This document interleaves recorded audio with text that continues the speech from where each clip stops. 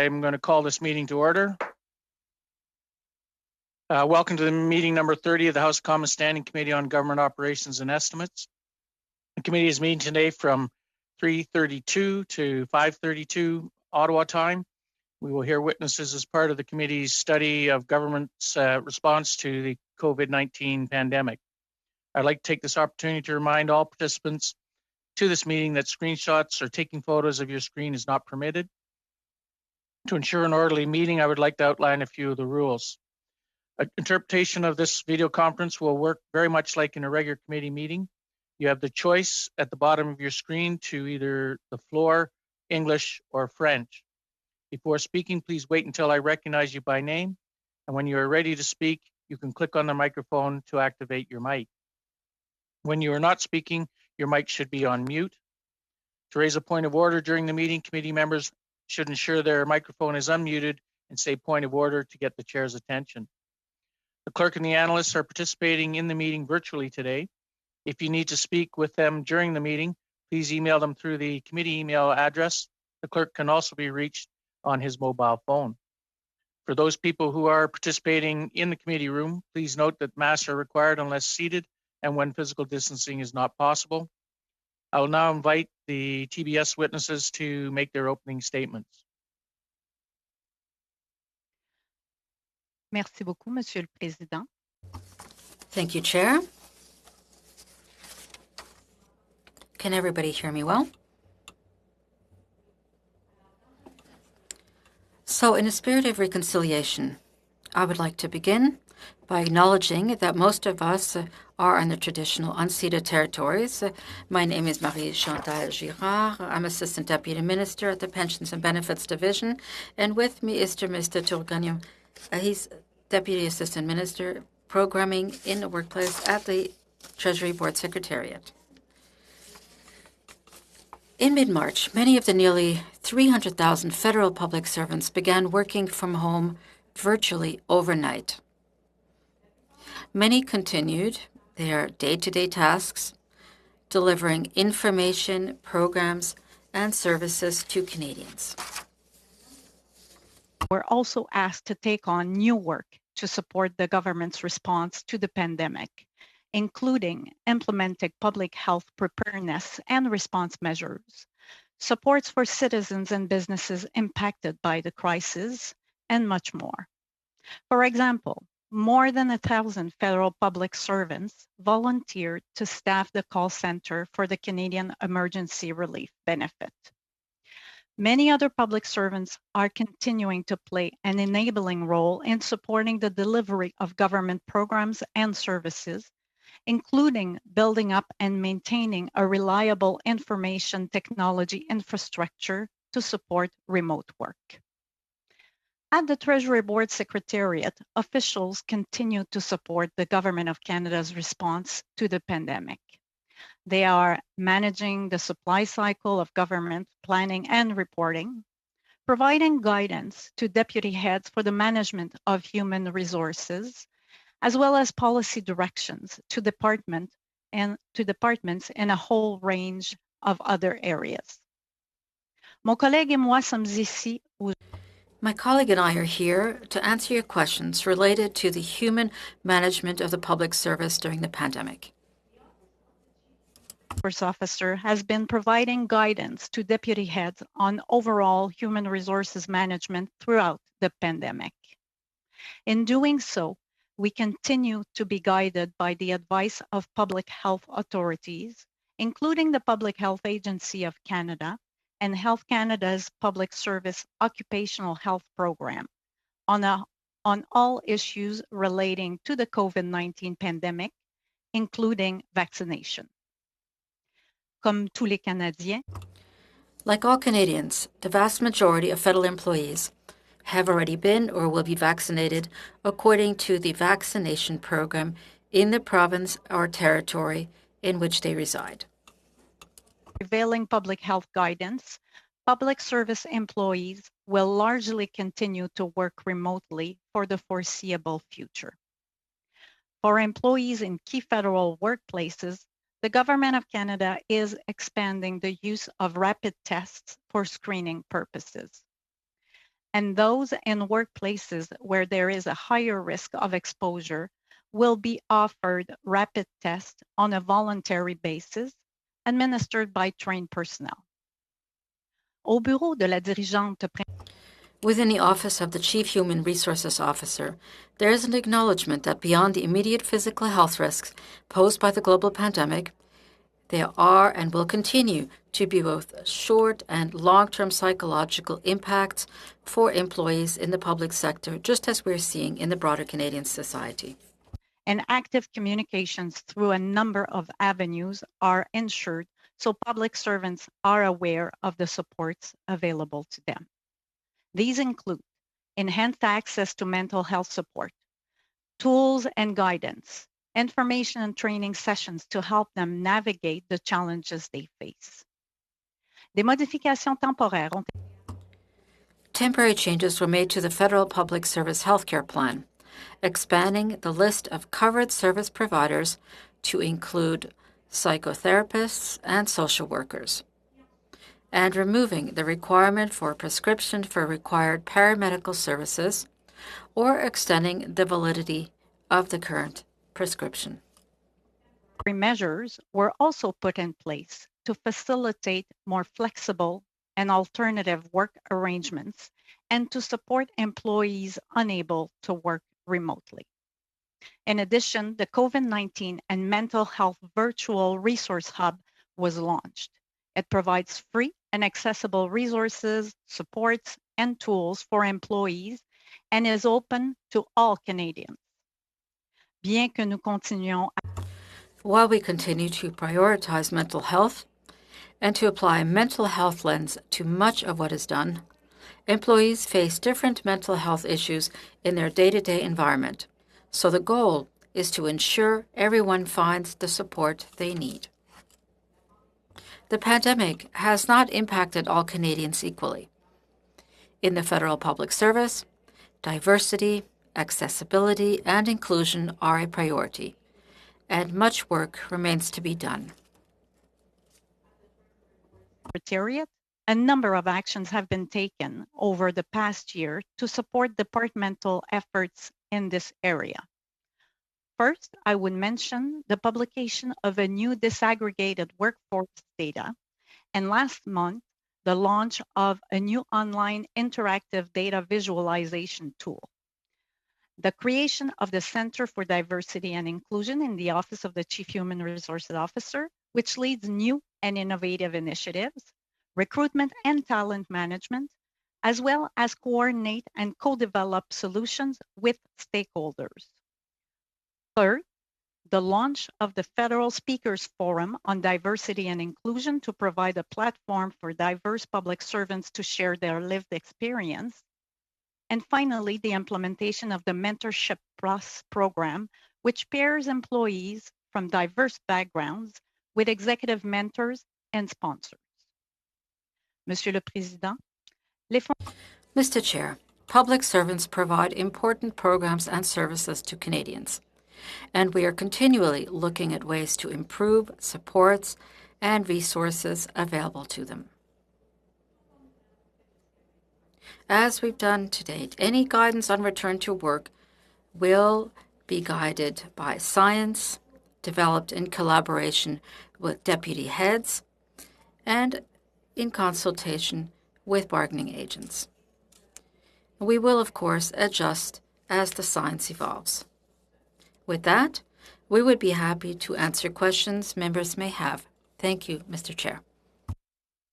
Thank you, Ms. Girard, for your opening statements, and I appreciate that. And I would just like to remind everyone on the committee that if you're about to continue your speech in both different languages as you go from one to the other, if you just would pause for a second as you go to the second language such that the translators can have a moment such that we can make sure that we don't miss much in the translation. Thank you very much. We'll now start with 6 minutes with Mr. McCauley. Thanks for being with us today. When will the Public Service Employee Opinion Survey be published? Your website says it'll be spring of this year.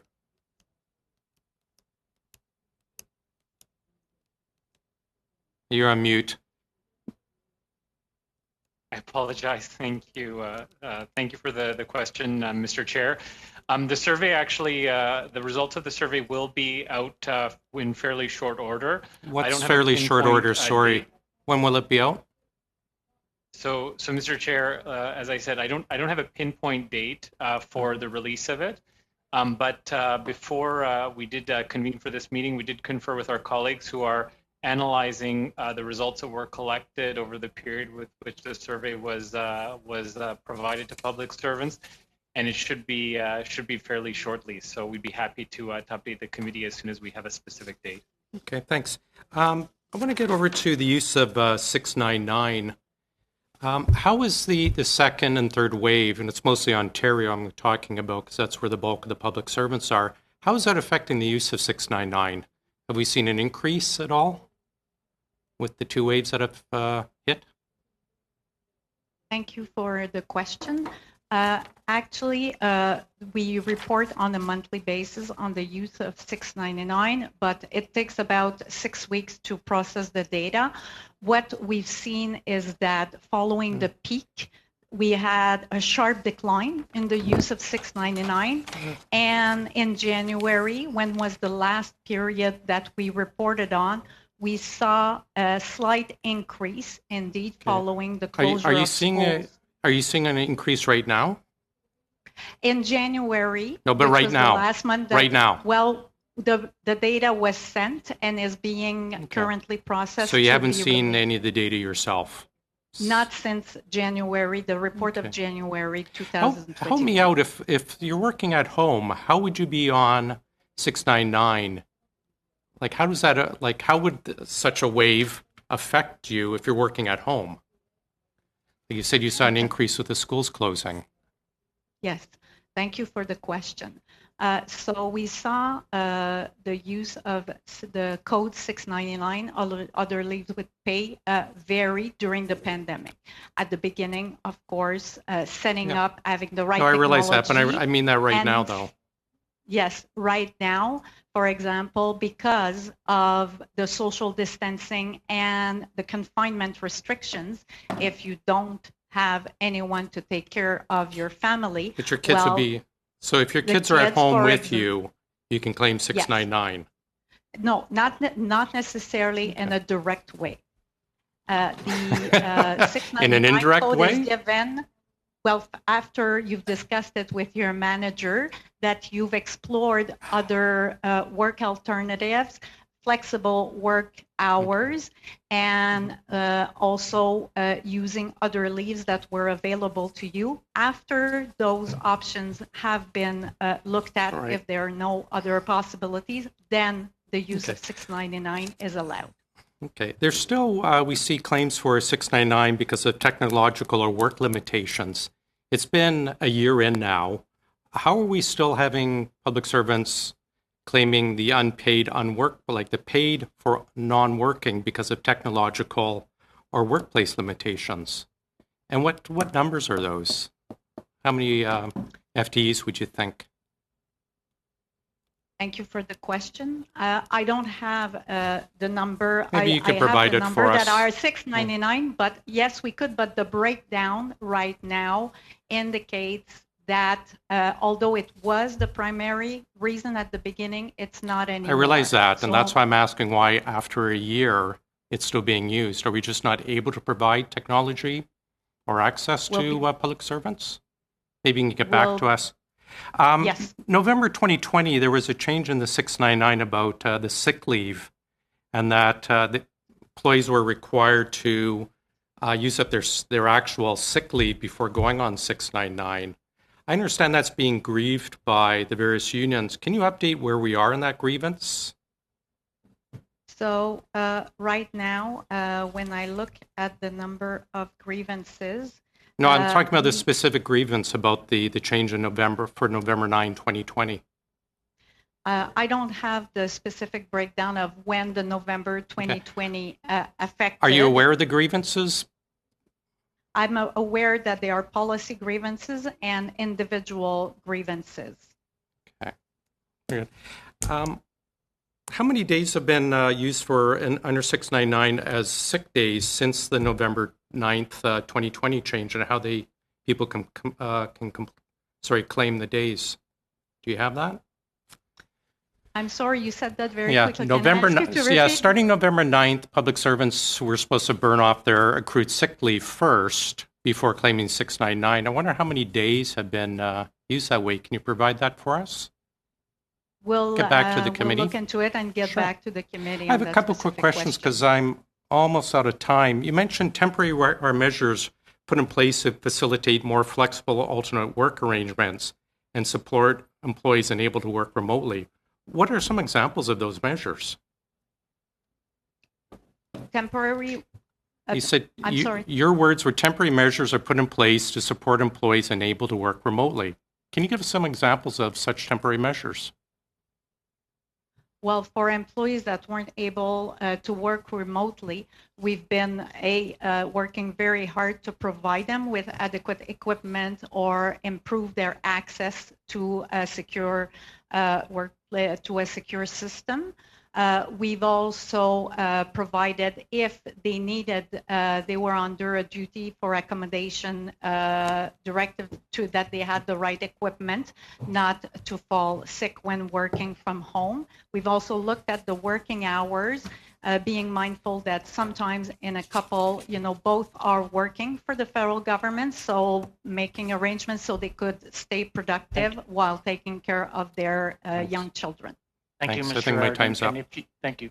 And Mr. Gerard, if you feel that you can give a more fulsome answer to that question, if you would provide that in writing out to the committee, that would be appreciated. Thank you. We'll now go to Mr. Kazmierczak. Thank you, Mr. Chair. And I think this question might be directed to Mr. Yalkin. But we've seen COVID has really accelerated the future of work and how we sort of perceive our workplaces. We've had to adapt quite significantly, and I'm really intrigued about the GC co-working initiative that was launched in 2019. It's a pilot project, about a 2-year pilot project. I just wanted to ask you, how has GC co-working prepared the federal departments for making sure that we continue service throughout the pandemic, and what are some of the lessons maybe that pilot project has provided as we're preparing for the next steps?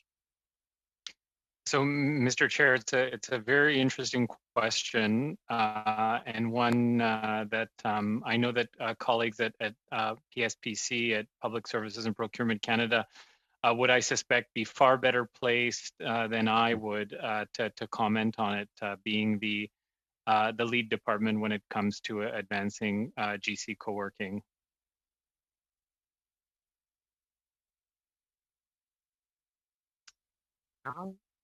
Okay, that's not a problem. I guess we'll move on to another question. What are the engagements and consultations that the Chief Human Resources Officer has undertaken to ensure its guidance is relevant and useful? Thank you, Chair. I will be thank you happy. Go ahead, please, Mr. Yalkin. Go ahead. Please. Thank you. So, Mr. Chair, thank you for the question. There's a number of ways, and I'm sure Madame Girard would equally be well placed to speak to how we engage various stakeholders and how we have engaged various stakeholders over the course of the pandemic as we've been evolving the guidance and the approaches that we've taken. I can perhaps speak to my experience engaging directly with many of the stakeholders. For example, bargaining agents from whom the committee will hear from in short order, who have shown themselves to be very helpful partners in informing the evolution of our approaches. In addition, though, we have engaged directly with the various networks that span the Government of Canada, including the Youth Council, the National Managers Community, and a really interesting phenomenon that I think a lot of our work, especially as it relates to ensuring that we're taking into consideration diversity and inclusion, are the many diversity employee networks that represent equity-seeking groups and the role that they've played in informing our way forward. But perhaps I'll end there, and if there are any further questions, would be happy to answer them. No, I agree. I really do appreciate that, actually. My next question is what measures has TBS, and I know we've heard of from previous testimony as well, but I think it bears repeating as well too. What measures has TBS put in place since the beginning of the pandemic to support the federal public workforce? So, Mr. Chair, I'd be happy to take that question. There are obviously a number of different ways in which Treasury Board Secretariat has supported deputy heads who have the authority and are accountable for the administration of their organizations.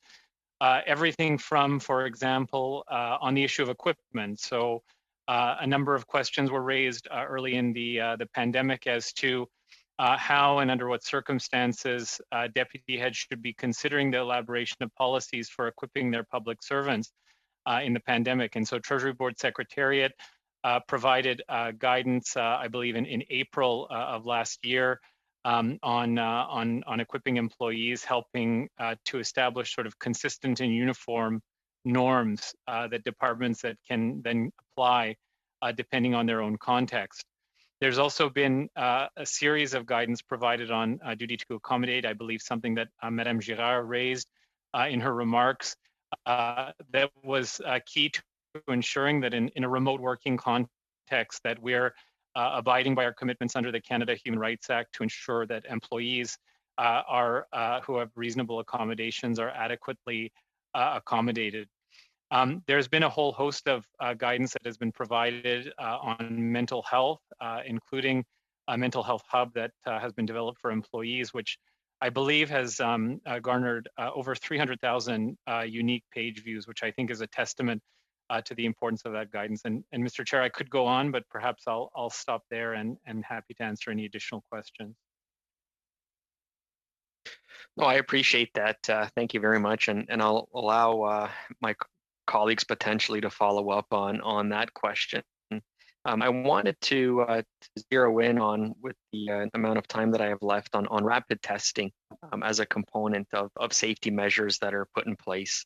And according to the Government of Canada, access to rapid tests for screening purposes will be expanded to key public sector workplaces where, quote, there is a higher risk of exposure to COVID-19 due to occupational tasks where there's an increased possibility for an outbreak to occur, or where it is recommended by local public health authorities. So I wanted to ask you, what workplaces have been identified as having a higher risk of exposure, and what workplaces currently have rapid testing available to them? So where does rapid testing come into play here in terms of our strategy moving forward? And if I could ask you to very, very brief answer, and if you feel you need to give more response, to provide that in writing. Thank you. So I will quickly respond to the question. For example, critical employees working in correctional facilities, or at the Coast Guard, employees who have their functions clearly taking them on boats and ships. Those are examples. And most recently, with the census being administered by Statistics Canada, some of the employees delivering on the census would be targeted by the rapid testing initiative. Thank you very much, Ms. Girard. We'll now go to Ms. Vignola for 6 minutes. Merci beaucoup, Monsieur. Thank you very much, Mr. Chair. Mrs. Girard, when it comes to working remotely from home, do employees have access to funds to put ergonomic equipment in place in their homes? Thank you for that question. My colleague, Mr. Yelkin, can complete that. The departments and agencies provide support to their employees to set up equipment at home so that they're able to be productive in order to deliver the required products and services. Now, as to the type of support that's available depends on the organization, because we are a very diverse public service. Therefore, there is not a single or unique solution that is fine for everybody. Mr. Yelkin, perhaps you'd like to add to that? Alors, je vais le Yeah. m'arrêter ici.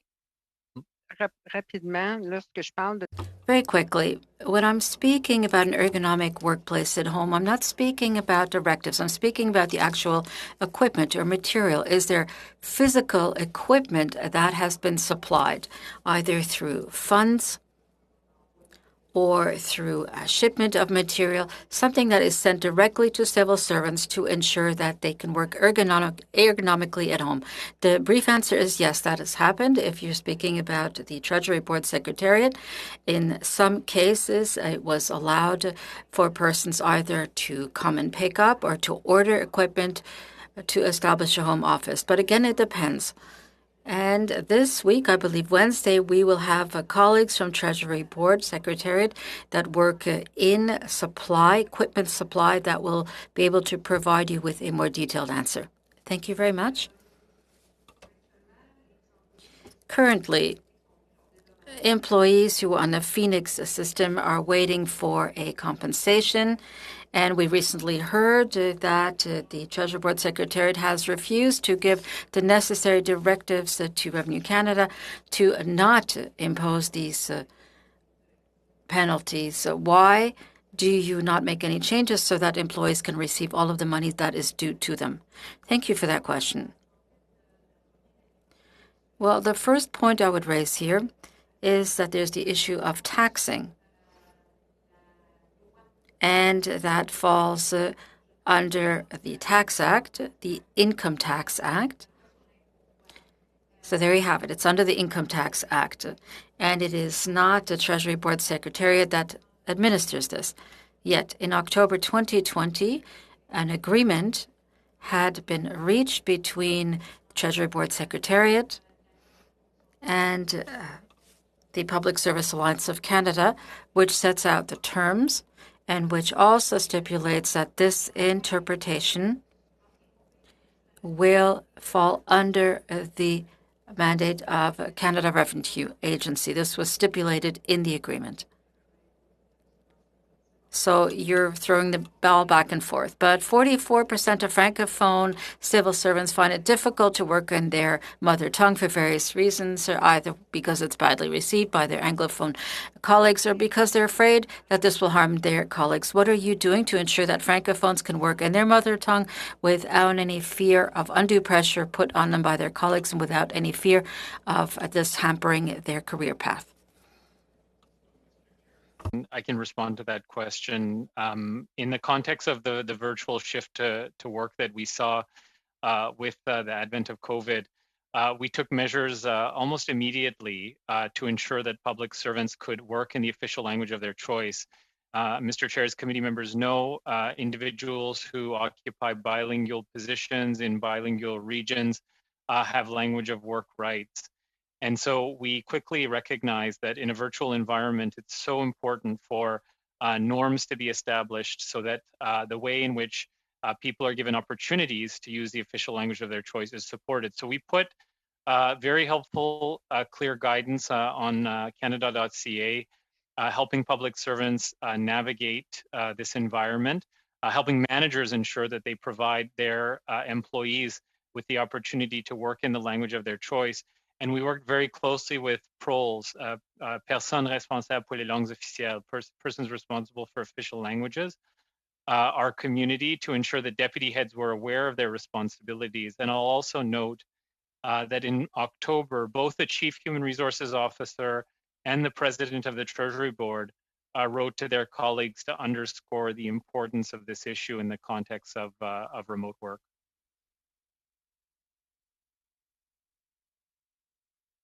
OK. Ben, malgré qu'on en ait parlé, ça. Although this has been discussed, even we as Francophone members don't have access to certain webinars or information sessions in French. These are delivered only in English, and yet the Official Languages Act is not a recent one. But we don't have access to these in French. So if we as members of Parliament don't have access to this, is this also the case for public servants? Are there webinars or training sessions or information sessions that are only delivered in English? Mr. Chair, what I can tell you is that when it comes to public servants' language of work rights, we maintain that there should be parity of access to resources, to training, to guidance, et cetera. And also I can speak, I suppose, as a manager as well too within my own organization, that whenever we provide such resources to public servants, we always take pains to make sure that they are available in both official languages so that folks can work and read and understand material in the language of their choice. Thank you, Mr. Yelkin. And we'll now go to Mr. Green for 6 minutes. Thank you. And I want to also extend my thanks and welcome to the witnesses who are here today.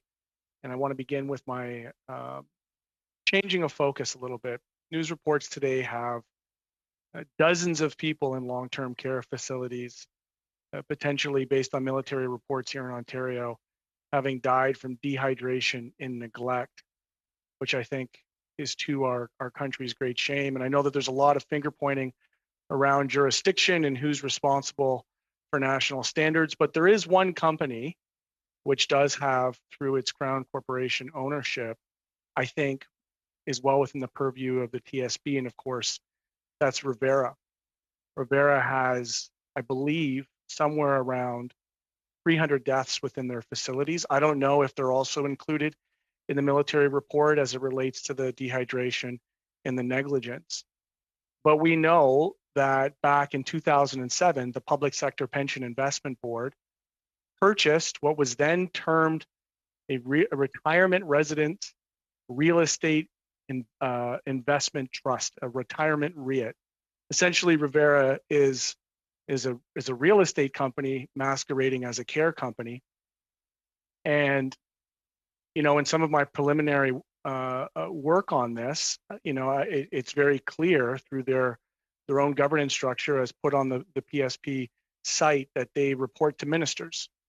So my question through you, Mr. Chair, to Ms. Girard, who also happens to be involved in some of the pension work, what risk analysis has your department done through the Treasury Board, understanding the potential social and financial risks that could be presented through the Crown Corporation ownership of Revera?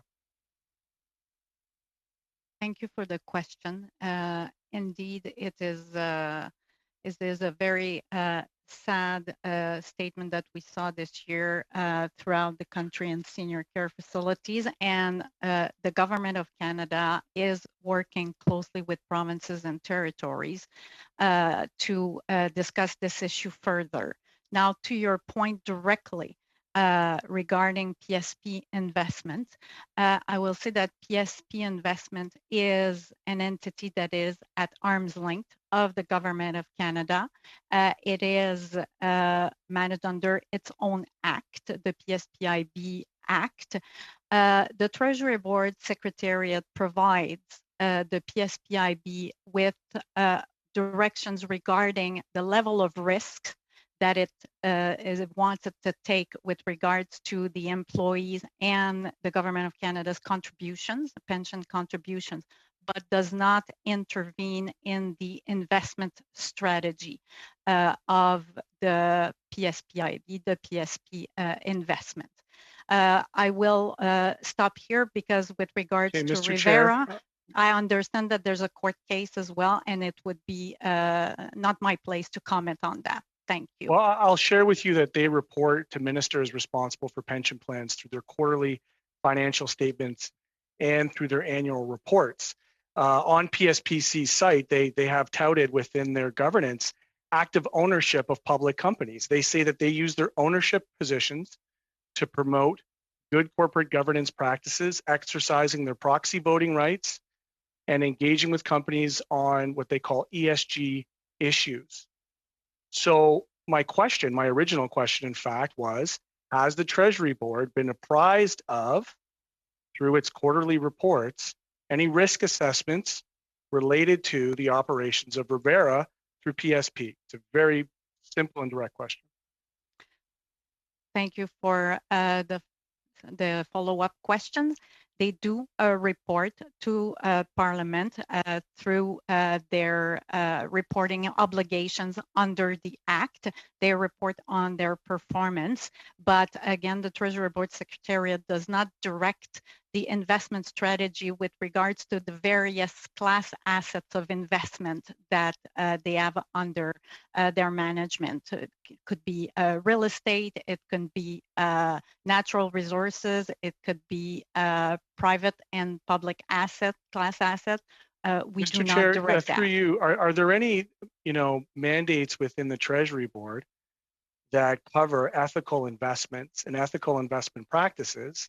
And if there are there risk management assessments in place that would see an investment that is tracking in deaths of the hundreds during the pandemic that might raise alarm or concern within the Treasury Board? Or is the Treasury Board completely devoid of any kind of societal risk analysis as it relates to their investments?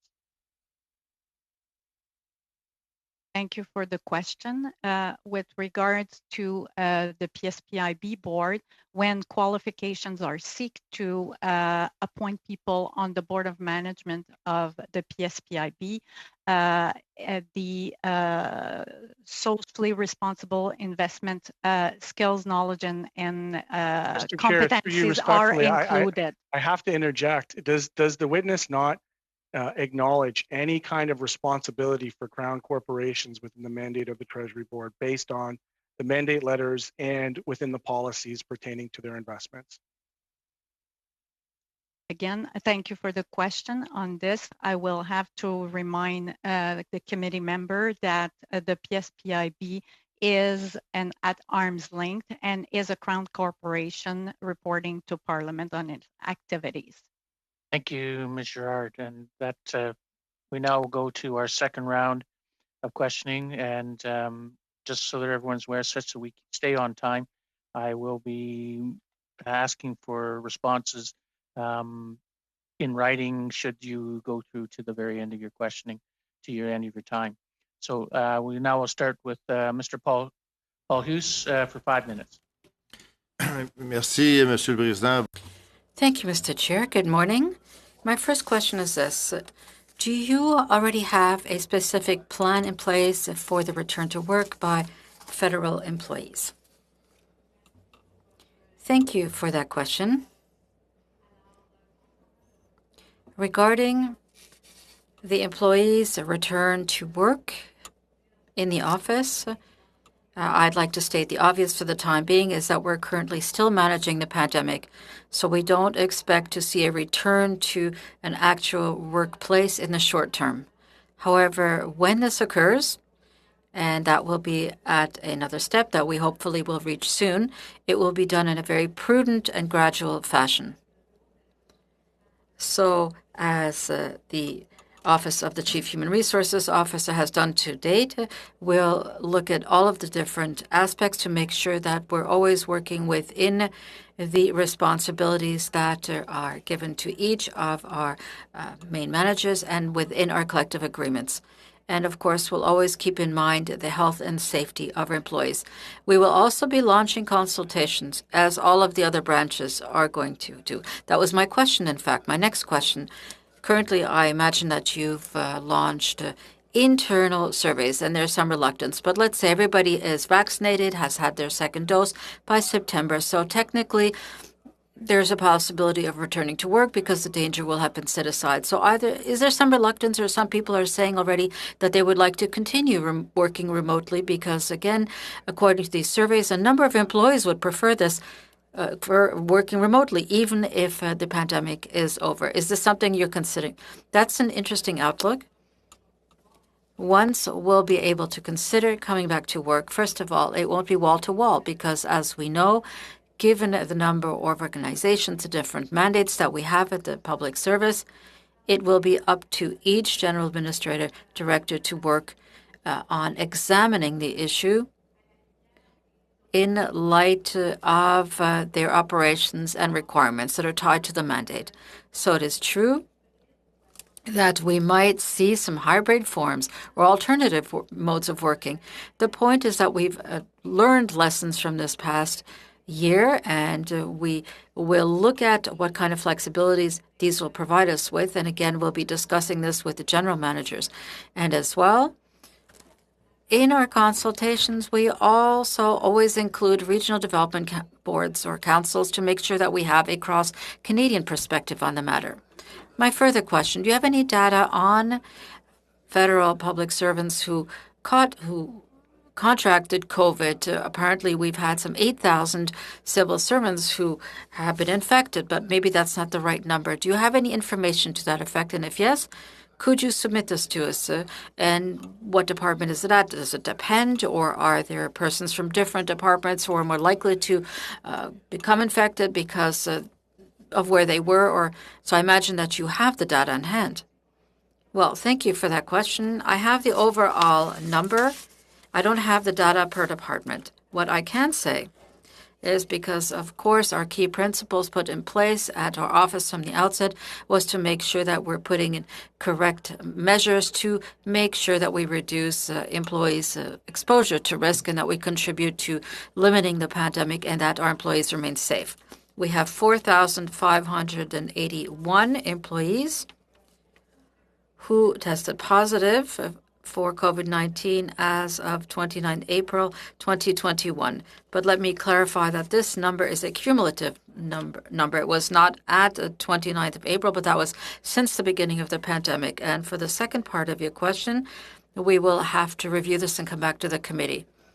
I'd also like to know, that is, when you look at it on a per department basis, could you do calculations saying that some workers who had to stay on the sides, for example, other federal servants or border agents, was there a greater chance of contracting the COVID? Or what about people who worked remotely from the beginning? Were they infected by other members of their family? I imagine that it would be good to have this data in place because technically working remotely should provide a maximum of protection from the pandemic, no? Well, it's difficult to identify the source of infection.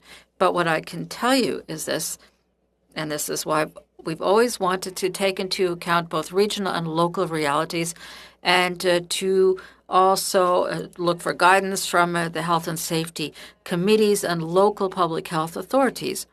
Because as soon as employees had symptoms, that is one of the symptoms, we asked them to go home.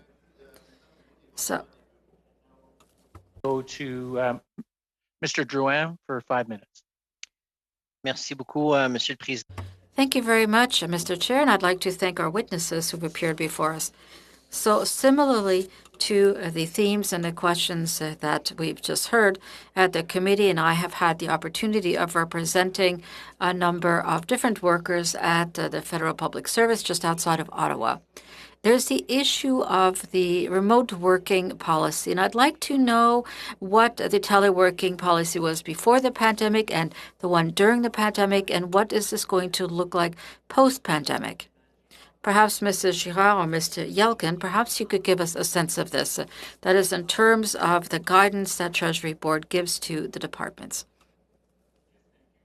Question, Mr. Chair. So certainly in advance of the pandemic, there was a telework directive in place, which was really based upon a different paradigm. It was based upon a notion of ad hoc, typically sporadic telework that was really employee driven. And since the pandemic, we've seen that paradigm challenged with the massive shift in remote work that we've seen across the public servants so that we can obviously comply with public health advisories while at the same time ensure continuity of operations and also the services that Canadians rely on across the country and indeed around the globe. And so I think as Madame Girard was mentioning, naturally, as the situation evolved, we have been observing very carefully the practices of departments, and we will continue to do so as we examine what the appropriate policy framework ought to be to structure the ongoing remote work that we will likely see in the public service going forward.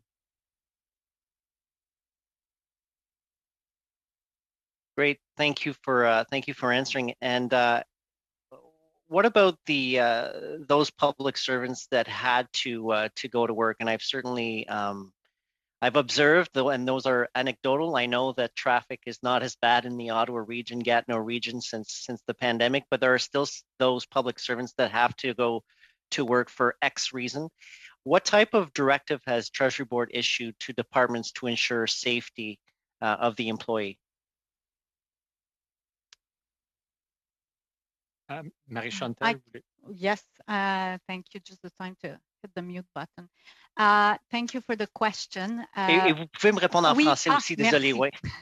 And please feel free to answer in French as well. Yes, two francophones speaking to each other in English. Yes, certainly there are a number of measures that were taken. Again, allow me to repeat that our primary directive is that if work can be done at work, it should be carried out at work.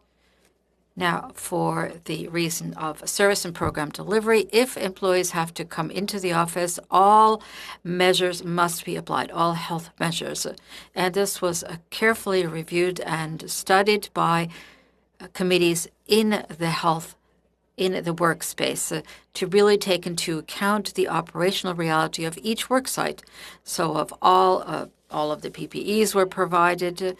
We have signage available, as well as social distancing when it is possible were put in place. And again, I'd like to add this to my answer, that we see some 25 to 30% of capacity, that is how much of the actual area is occupied. That would be about the maximum. And given the vaccination campaign, again, at this time, everybody is conveying the message that the way to overcome the pandemic is through vaccination. Therefore, we encourage employees as it comes to be their turn in the provincial vaccination campaign to get vaccinated. And in the critical work areas, that is where our initiative to put in place rapid testing comes to complement the available measures. Merci. Thank you very much. And I know that there are a number of federal buildings that are being updated. There are renovations taking place. We're seeing a trend develop to create more open space offices, if I could use that word. So today is their working group is studying this to see whether or not this is the right path to follow, because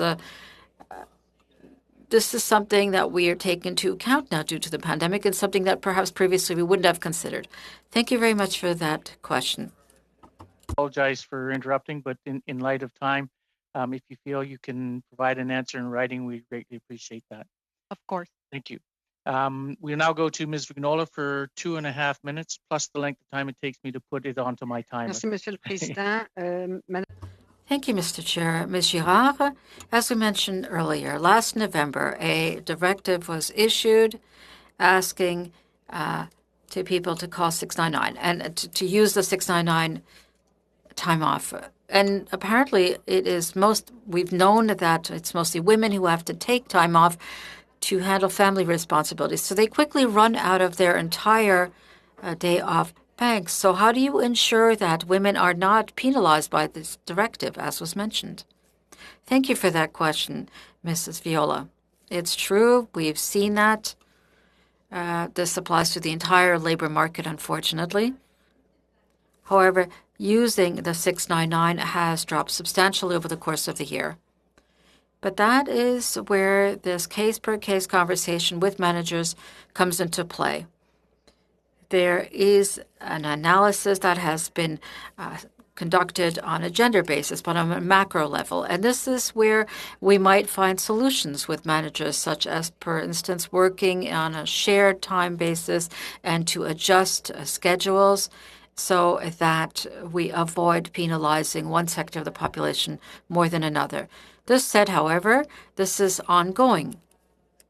As we know, for example, for single family heads, there is a reality that is quite difficult. Well, my colleagues earlier spoke about the premises, in the offices. And we know that this virus can spread through ventilation systems, especially older, outdated systems. What measures have been put in place to ensure that federal building ventilation systems are sufficiently efficient to properly protect employees when they come back to work in person? Thank you for that question. I'm not an equipment expert, so clearly when my colleagues come here, they'll be able to give you a more detailed answer. But all of these aspects will have been studied before we consider bringing people back to the premises in person. That will be part of the considerations. However, our public health experts as well have certain distinctions that they've made. There is a difference between this kind of spread of the virus through the airwaves. And again, I can't speak to this because I'm not an expert in public health, so I invite you to put that question to them. Thank you. All of you have 1 second. All right, we will go to Mr. Green for 2.5 minutes. Thank you, Mr. Chair. And I'd like to use this time to hopefully revisit a notice of motion that I've placed. I've sent it out to your P9s. And it's to hopefully get to the heart of the matter, which is controlling the controllables and having a better understanding about how we might be able to offset some of the losses that we're experiencing through this Crown Corporation. And so I'm going to present the motion that pursuant to Standing Order 1083C subsection 4, that the committee undertake a study of the Public Sector Pension Investment Board's PSP ownership of Revera, and that the committee invite witnesses, including but not limiting to the chair of PSP and the chair of Revera Inc. And if I could just take a moment, Mr. Chair, to speak to that. Members of this committee will recall that I had tabled this earlier in the year, and I think that it is appropriate given, that what we're hearing today in the news and understanding that there is very little that we can control. This is one of the things that I believe that we can control. And so I think that given the purview of this committee and the conversations that have arisen today, that we go ahead and call the appropriate people to this committee to hopefully give us some kind of assurance that as a Crown Corporation, even at an arm's length, that they are, working within the parameters of best practices around public health and safety, around workers' health and safety, and I think that this is the way to do it. Thank you, and for the motion, Mr. Green, and I will call for debate. Mr. Drouin. Yeah, Mr. Chair, I want to thank Mr. Green for the motion, and I know he had discussed this previously. I'm just questioning where he wants to go, and we'll support this, but I'm hoping that he's not requesting that politicians intervene in day-to-day activities of an arm's length Crown Corp that is there to make investments on behalf of members. And I hope that, and I'm not sure, but the one question I would ask is, has he heard from members whether or not they've expressed their dissatisfaction and whether or not they have communicated that directly to the CEO and the board that's responsible for those investments? Thank you, Mr. Drouin. And I'm looking to see, is there any other hands for debate? I'm not seeing any. Mr. Green. Yeah, I don't want to presuppose any of the outcomes. I just know that, reports have been that dozens of people have died through neglect and dehydration, that tracking, I follow Nora Loretto, who has been working on this quite closely. I know that she has reported upwards of 300 deaths coming out of Revera, and I know that there is a connection between Revera as a Crown Corp and our government. And I think that our government is guided by basic ethical standards in investment that are clearly, I think, worthy of consideration within this committee, but I'm not going to presuppose any of the outcomes. I just think that it'd be a good opportunity to ensure that, by bringing these folks forward, given this pandemic, that we have some accountability through this committee. Thank you, Mr. Green. I'm going to ask if, in light that we're doing this virtually, is there any disagreement to this motion? And I'm not seeing any around the room. And thank you. We'll take that as carried. Thank you, Mr. Green. And I we'll will now defer the rest of my time because I know that you don't normally run time, but I'll defer it to the rest of the members of the committee for the discussion on the matters at Thank you, hand. Mr. Green. We will now go to Mr. McCauley for 5 minutes. Thanks, Mr. Chair. Thanks, Mr. Green. And Ms. Vinola, I will use your 1 second as well. Thanks. Ms. Vinola was talking about the effect, obviously, on the pandemic on women in the workforce. Have you broken down the 699 between men and women? I haven't seen it on the PBO's report, but does Treasury Board have that? And would you provide it to the committee, please? Thank you for the question. I do not have the breakdown. But TBS does? At this point. I will ask the question, look into it, and get back to the committee. Okay. When we're talking about public servants returning back to the offices, I'm not talking about CBSA who are still at their usual spots, but just the general day-to-days, for lack of better words, public servants. Walk us through what's going to be required, I guess, to have them return to the offices. Who's going to make that decision? It sounded like you said earlier it'll be on a department-by-department basis.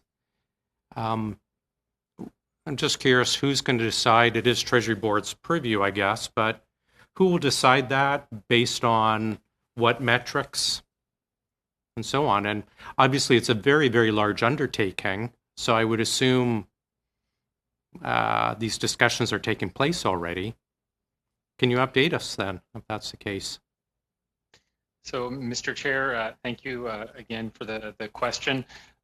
What I can say is that obviously at the outset right now, departments and us at Treasury Board Secretariat as well too are very focused on ensuring that the proper measures are still in place to protect the health and safety of the public servants that are currently working in the context of the pandemic. I'm not asking about them returning today. I'm asking, are we starting the planning?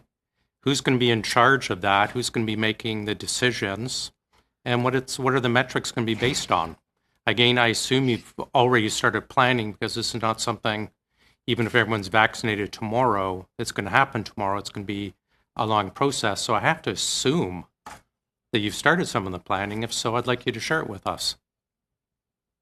So, Mr. Chair, like many organizations, private sector, public sector, and not-for-profit, we are watching the situation as it evolves, and we are considering how it may evolve going forward and what implications that may have for a return to work. And what I can assure Mr. Chair, the members of the committee, is that as those plans continue to develop and to crystallize, that we'll be sure to make sure that the proper stakeholders. You mentioned as these plans crystallize, how far along are you with these plans then?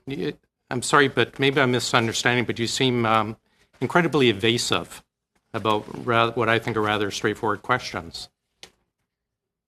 Mr. Chair, the situation as it continues in the pandemic day to day, with the developments that we see when it comes to new variants and changes, obviously is something that we're studying very carefully, and we're taking into account all of the different considerations that would need to inform the support we provide deputy heads in the administration of their organizations as one looks forward to what the future could look like for the public service. Who will be making the decision going forward? Will it come from Treasury Board, or will it be up to individual departments?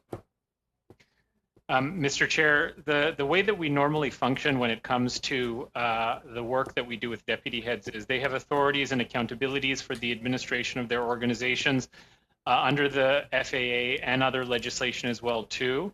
And we, for our part at Treasury Board Secretariat, provide guidance and support and direction in some cases in the form of policies and instruments for the core public administration. Okay, thanks. I want to just quickly pop over to the rapid testing. I'm glad it's getting rolled out. I have the Women's Institution in my riding, the Women's Prison, and the warden and the unions there. They do a phenomenal job protecting both the inmates, but also the staff as well. So I'm glad that's getting rolled out. One of the criticisms of the rollout has been regulations that state, even for very, very simple rapid testing, has to be performed by a healthcare official, which really makes it difficult for a lot of offices and et cetera to roll out.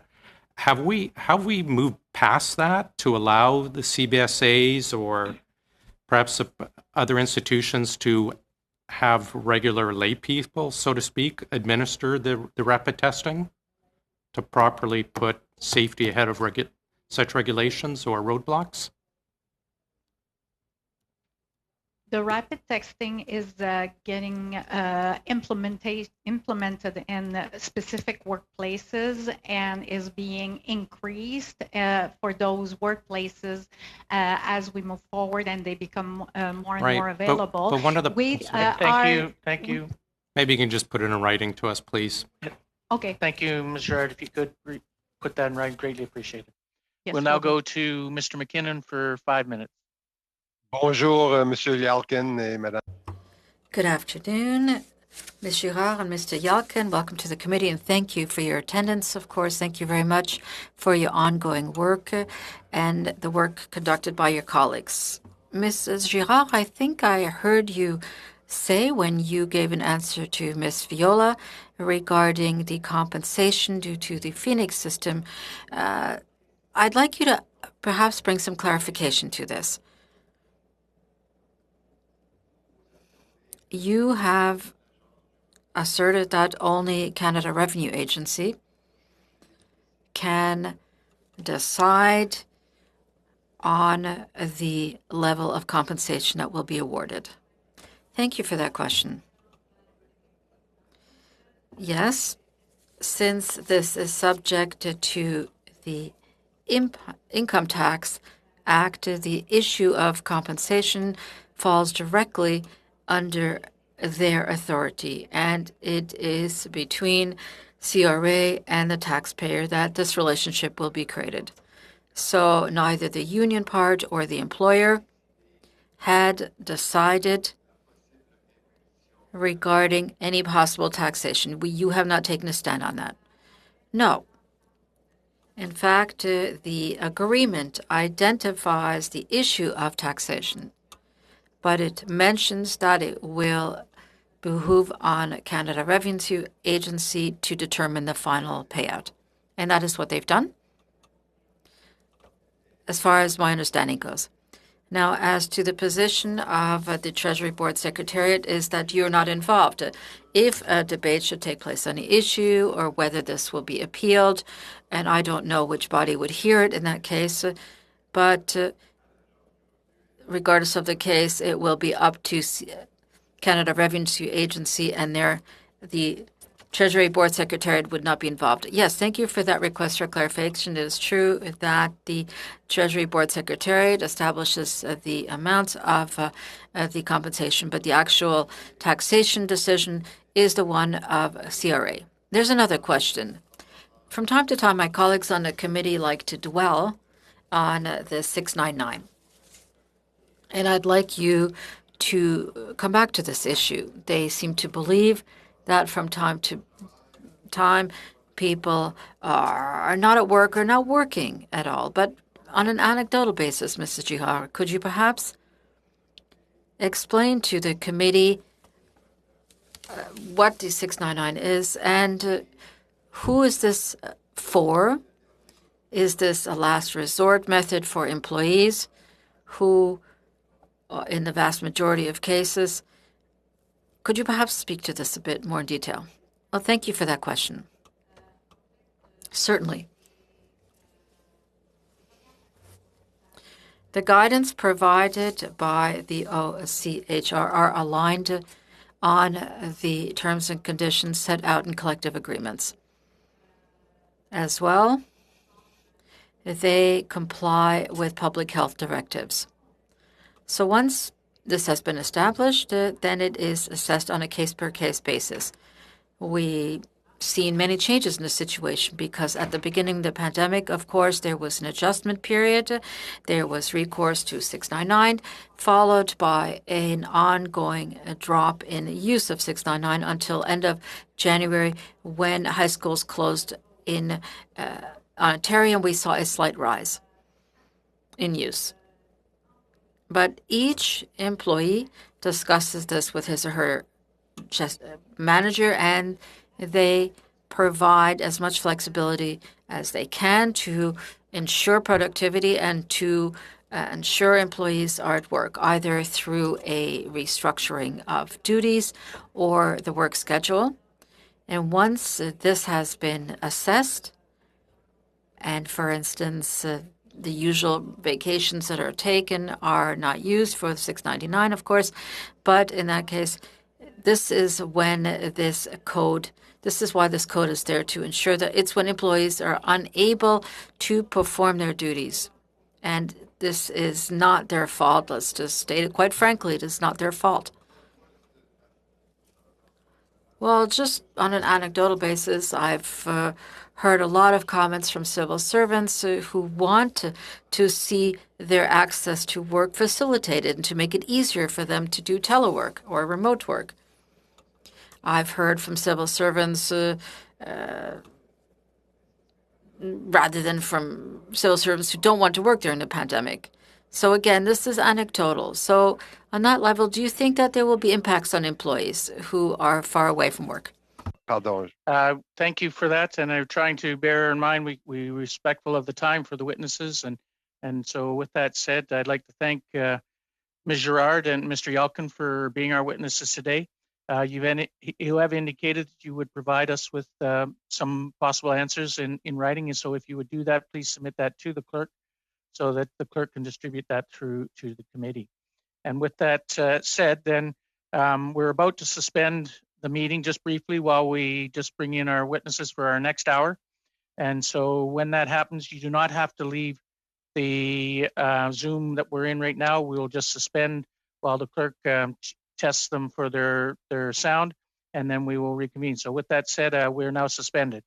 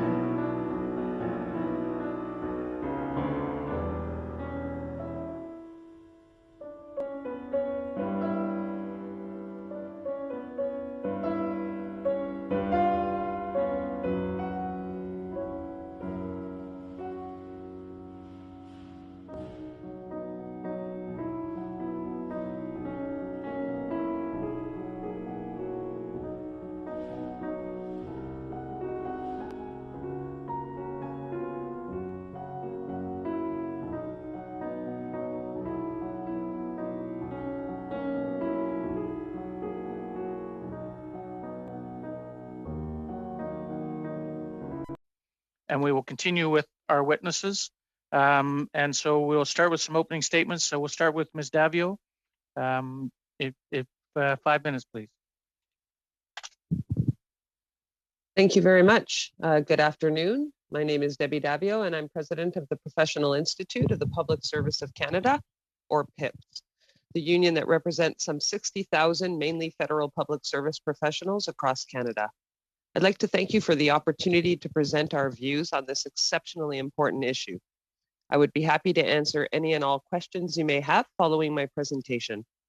I would first like to highlight how tens of thousands of dedicated public servants have continued to faithfully serve Canadians since the start of the pandemic. For example, PIP's members built the systems to deliver the financial support programs desperately needed by their fellow Canadians. They helped thousands of stranded Canadians to return home. Our members worked miracles to get personal protective equipment to those who needed it. And we built the technical infrastructure to allow other public servants to continue their work from the safety of their homes. Our healthcare professionals took to the front lines, and our scientists pivoted to focus on fighting COVID-19.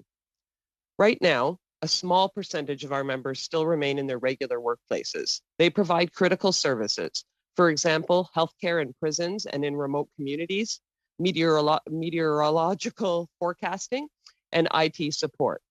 But overall, approximately 90% of our members are currently working from their home offices.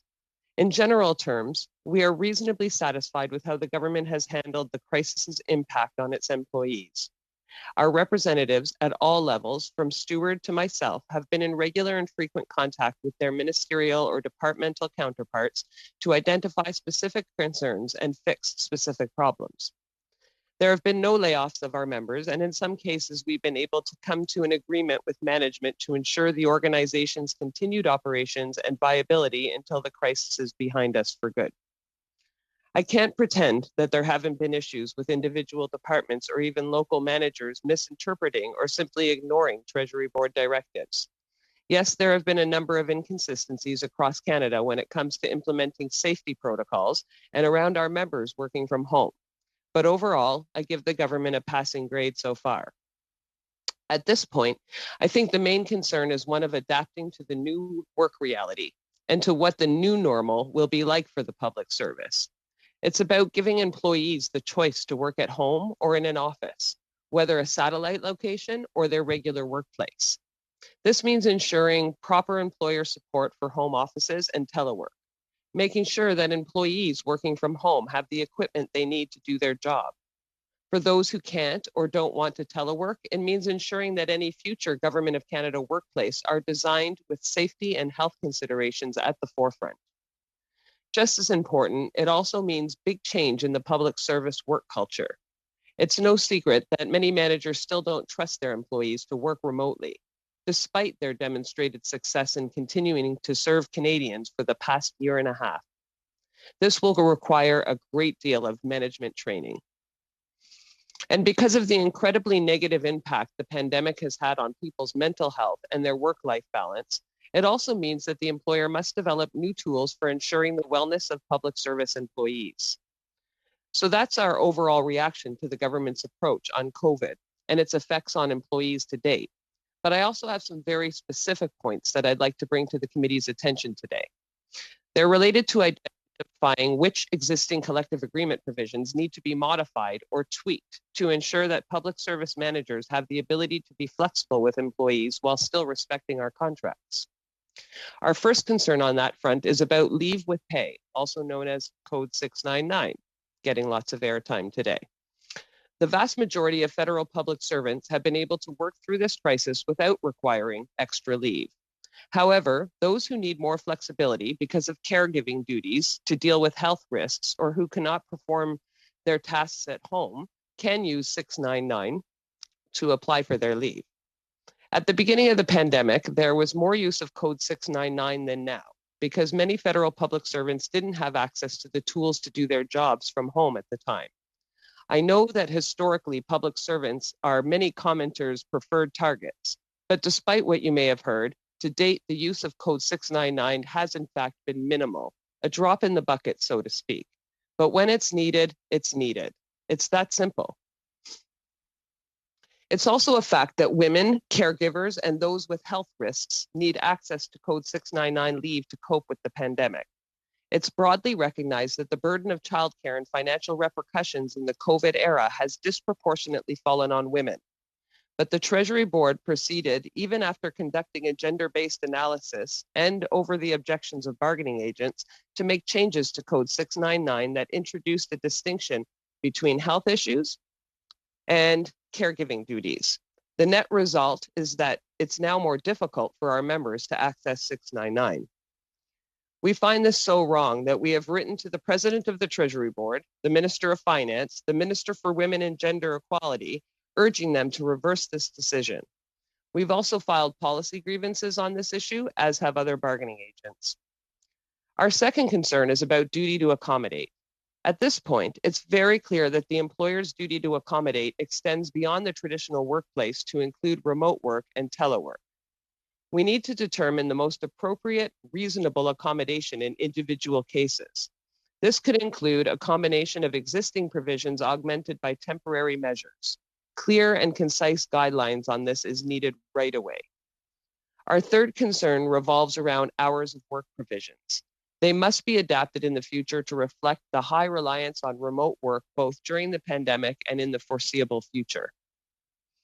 Before I conclude my remarks, I just want to emphasize how critical it is for the Treasury Board and individual departments and agencies to continue to consult and work closely with bargaining agents to ensure that all these points are being addressed.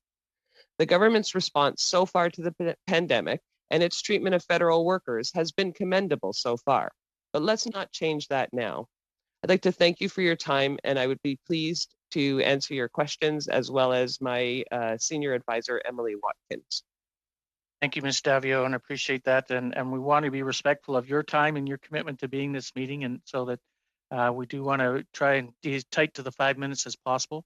So we will now go to Mr. Aylward for 5 minutes, please. Thank you, Mr. Chair, and I want to thank the committee for the opportunity to participate today. My name is Chris Aylward. I'm the National President for the Public Service Alliance of Canada, representing over 140,000 federal public sector workers.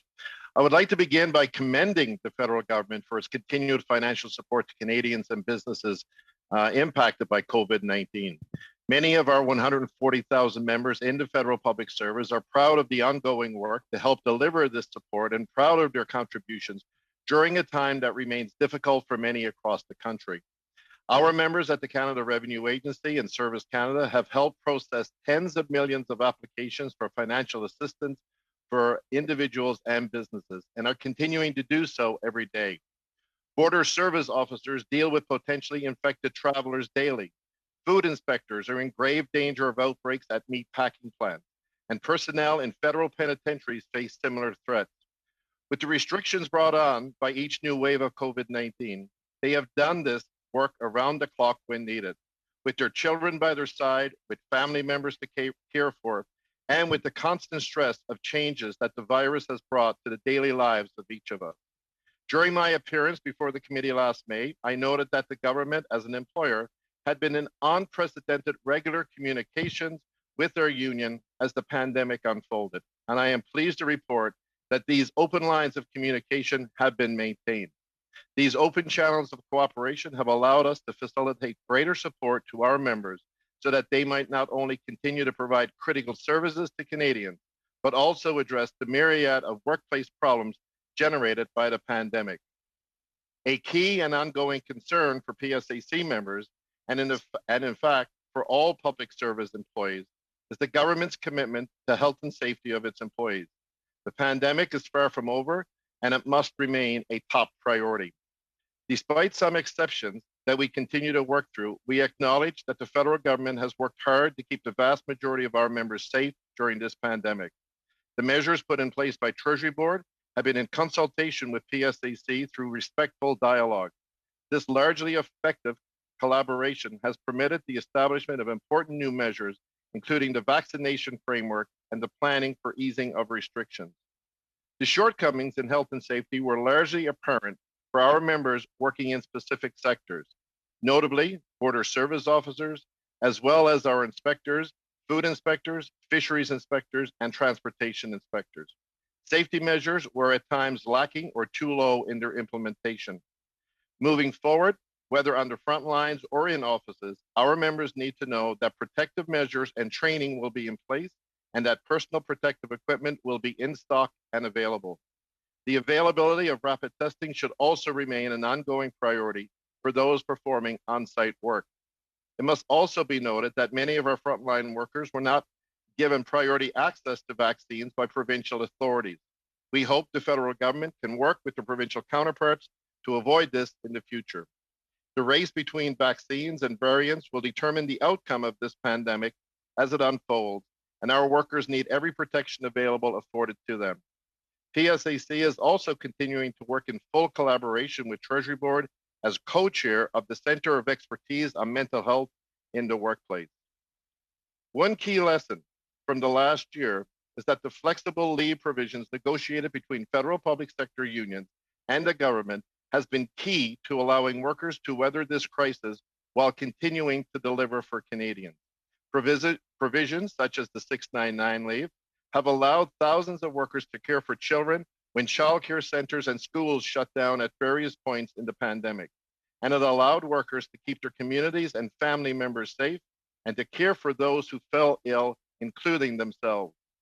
Rather than plunge these workers into personal and financial chaos, and rather than dragging the public service and our economy right along with them, it allowed these dedicated employees to work flexible hours and take the time they needed to address the hardships created by the pandemic. That's why it's been disappointing, however, that the government has attempted to restrict the use of 699 leave across the public service, despite clear evidence that is largely being used only when necessary. Now, more broadly, PSAC is pleased the government has continued to respond to this crisis with progressive measures to support Canadians. Actions such as expanding access to employment insurance, the CERB, supports for students, parents, seniors, women's shelters, food banks, and emergency housing.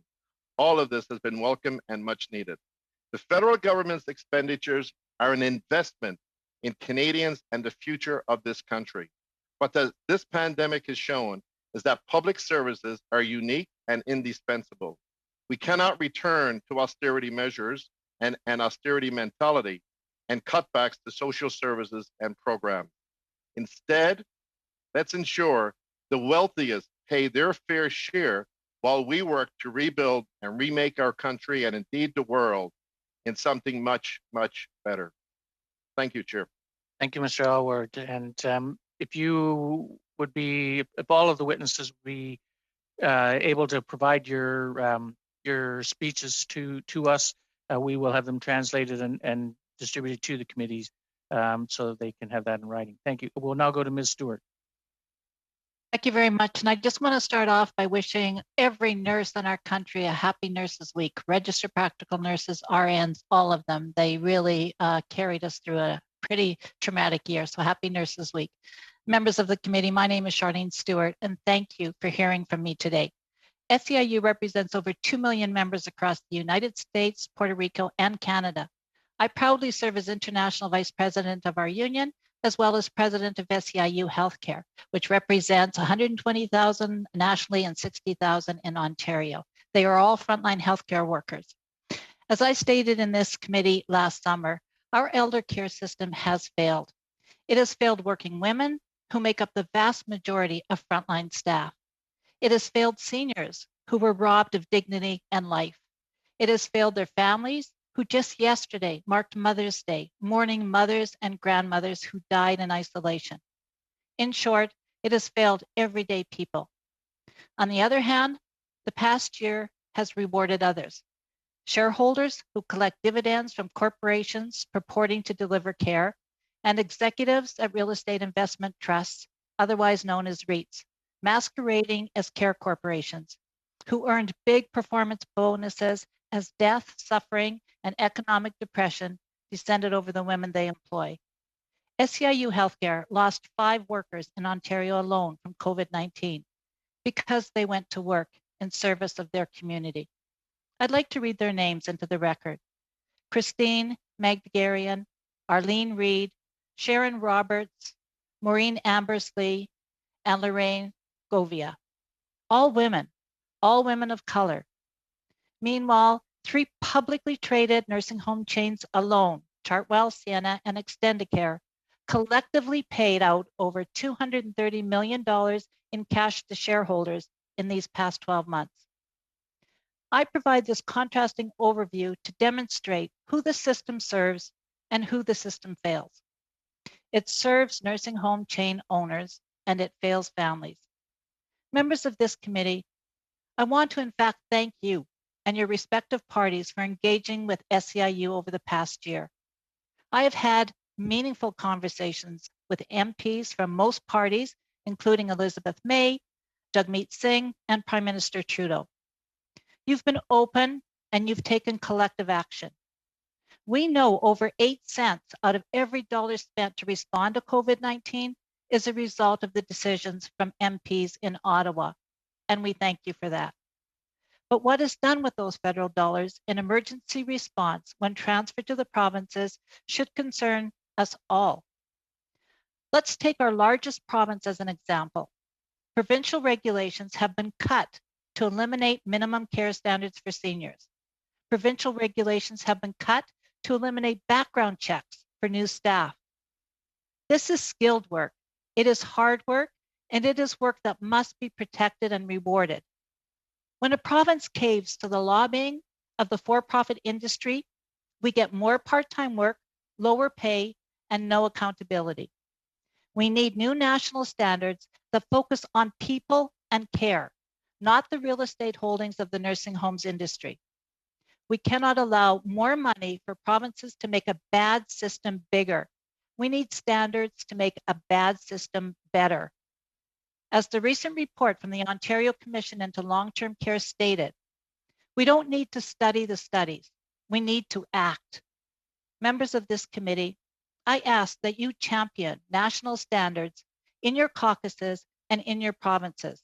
Standards and money with strings attached that, number one, increase staffing levels so the work is safe and the care is dignified.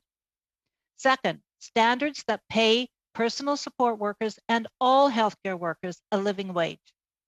Standards that ensure full-time jobs with benefits, where the benefits are the norm and not the exception.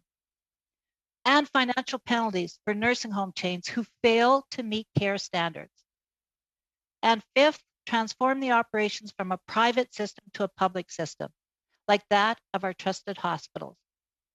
These 5 items are not only popular among voters of all parties, but they are good public policy. Thank you so much, and I'd be happy to take any questions. Thank you very much. And now we'll start with questions with 6 minutes from Mr. McCauley. Thanks, Mr. Chair. Welcome, witnesses. Ms. Davio and Mr. Aylward, how weird it is to have you back and not talking directly about Phoenix. Someone else may bring it up, but I'm not. But thanks for joining us today. A couple quick questions for you. I'm wondering if both of you could update us on the policy grievances about the changes TBS made in their directions to management in near the end of 2020. I asked Treasury Board, but I wasn't able to get any answer. I'm just wondering if you're able to update us how far along you are with that. Or are you getting satisfaction? If you just give us an overview, please. Thank you, Mr. McCauley. I'll start this off. We have hearing dates. The grievance, our policy grievance, was denied by Treasury Board. It has since been sent to the Federal Public Service Labor Relations and Employment Board, and we asked for an expedited hearing. We have hearing dates now starting in late August. And also, just to note, the Canadian Human Rights Commission have also asked to be heard during that policy grievance, because they want to be able to present the impacts that this leave and the lack of this leave has shown. So that's where we are. We do have hearing dates before the Federal Public Service Labor Relations and Employment Board in late August. Great. Ms. Davio?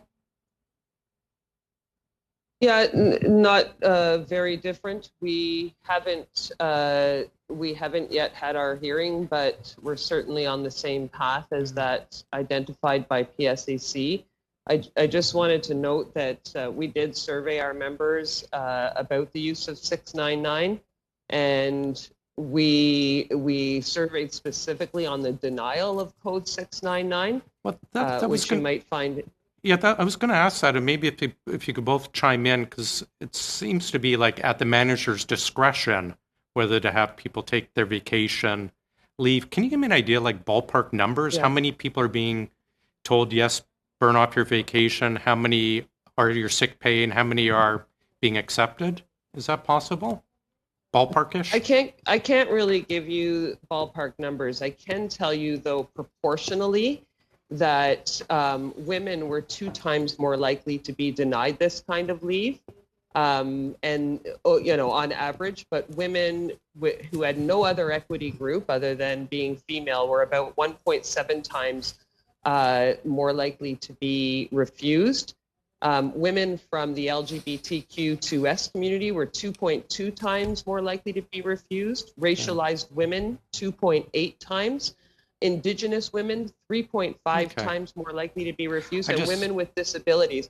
Just to really highlight, because we don't have the overall numbers, it's impossible for us to ascertain. That would be something that the Treasury Board has to give you. I asked for that information. I'm hoping they will provide it, because they said they had quite extensive info. They've been less than forthcoming so far.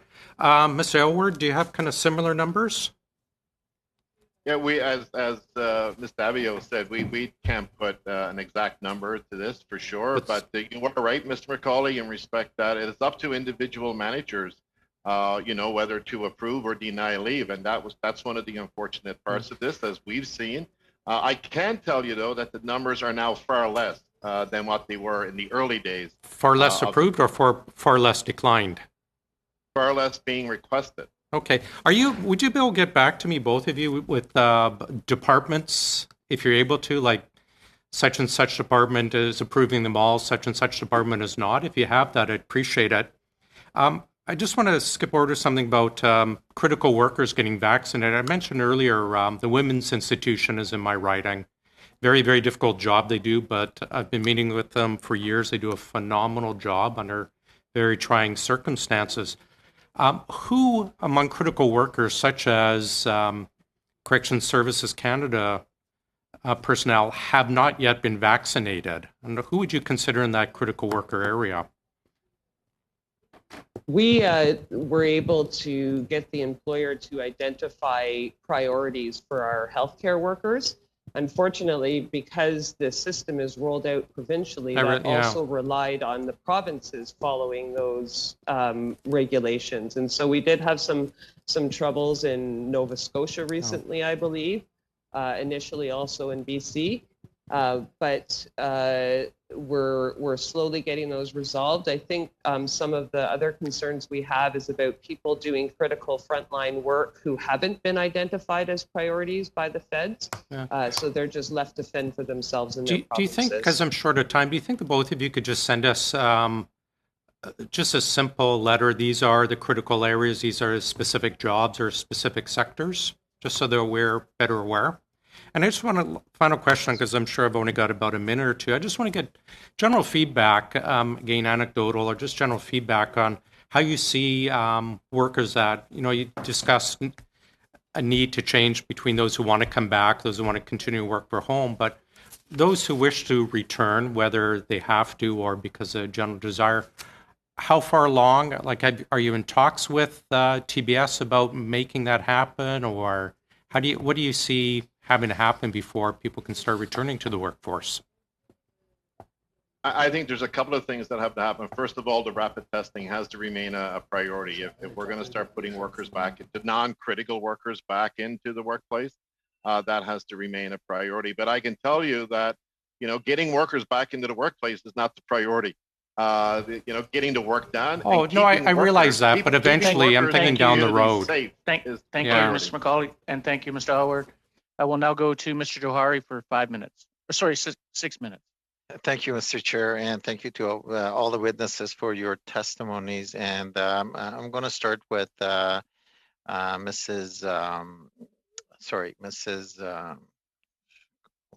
Stewart, my apology. Mrs. Stewart, first of all, thank you for acknowledging that this week is the Nurses Week and also highlighting the individuals who lost their life. In your testimony back on May 8, 2020, you told the committee that long-term care workers are predominantly women and especially women of color. And you also, in your testimony, you indicated that you've had a number of opportunities to have dialogue with the government. Did in any of those your conversation with the government did you discuss collection of race or ethnicity-based data in the healthcare sector?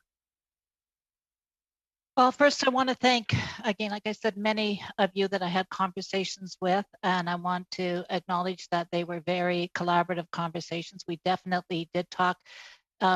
May seem so long ago, you know, when we all look back at what we were identifying. And some of the conversations we had is prioritizing the communities, which you're starting to see that happen now. Vaccines is a prime example of it, where they are going into those vulnerable, marginalized communities. But yeah, definitely had conversations about how the pandemic has shone a light on healthcare issues, but there are also community issues that we are starting to talk about now. And we've had some really good conversations, and you're starting to see some improvements in some of those communities. But it is a real issue that we cannot drop after, you know, we grab a hold of this pandemic. We have to talk. So to be more specific, did you have conversation around collection of race or ethnicity-based data in the healthcare sector? We had conversations with some of the federal employees, not so much the MPs, about how do we start to collect that. Or the government? Did you have you had conversation with the government? No, with the staff from the government, yes. With the staff for the government. Okay. Yeah. You also back in the same appearance on May 8th, you recommended the steady supply of the personal protective equipment, job stability and benefit for public health workers. And you recommended mandating higher staffing level for long-term care homes. Based on the announcement back in as part of the budget 2021 around long-term care, and also our speech from the throne, about $1 billion was assigned there, and another $3 billion as part of budget 2021. What are your thoughts on that? How satisfied are you with those announcements? Well, again, the announcements are a start, but there is a lot of work to do. There's going to be a lot of dollars to put into stabilizing this sector. Again, the announcement, we saw some improvements in Ontario, where they did legislate higher levels of care, staff or hands-on care, 4 hours, but the promise isn't going to be fulfilled for years. So the funding, the commitments are good, but the action has to be much broader. So funding is an issue, definitely. So are you saying the funding still remains an issue after $4 billion of investment? Well, it's now putting it into action, right? Like transferring it into the provinces and having them be accountable to make sure that the money goes where it's directed to be. Okay, thank you. Have you had an opportunity to talk to your members to see whether they are receiving, adequate levels of personal protective equipment in long-term care centers? Yes, actually, just as recent as this week, there still remains some concern over the N95 accessibility. The unions are trying to get the government to agree to making it mandatory that all workers, frontline workers, have access and use the N95. In some of the long-term care facilities, infection prevention control is still an issue. They continue to have to rely on agency staff, and as you know, as the federal government, we're bringing in a lot of support from other provinces.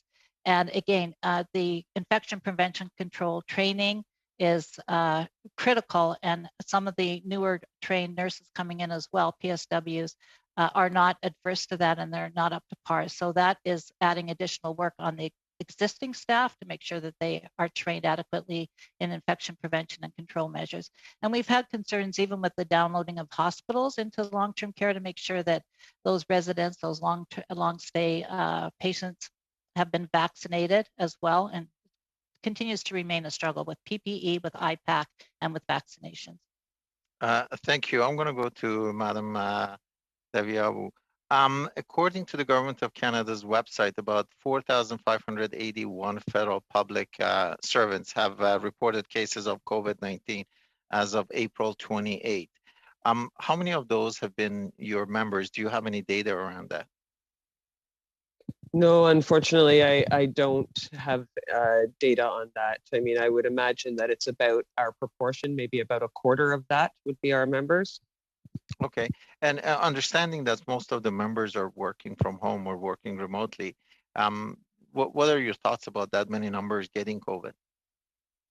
I think that it's actually quite a small number over the size of the public service, but public servants are no different than all Canadians. They still have to go out for essential reasons and take care of their essential business. They still have to care for others who are sick. They have kids who are in school who are sometimes bringing COVID home from school. Or families that work as healthcare workers that are bringing it home. So, you know, I think the majority of cases are not transmitted in the workplace, but it is nonetheless reported as being a public servant who got COVID. Thank you, Ms. Davio, and thank you, Mr. Johari. We'll now go to Ms. Vignola for 6 minutes.